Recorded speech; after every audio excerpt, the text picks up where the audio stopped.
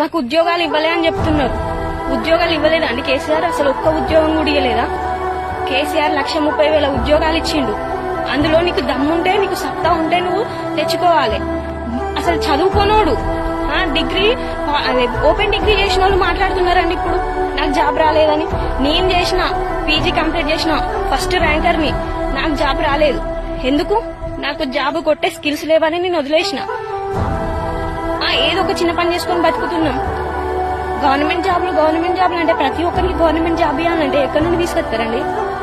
ఒక సంవత్సరానికి కొన్ని లక్షల మంది పిల్లలు అంటే స్టూడెంట్స్ డిగ్రీ గానీ పీజీ గానీ కంప్లీట్ చేసుకుని బయటకు వస్తారు.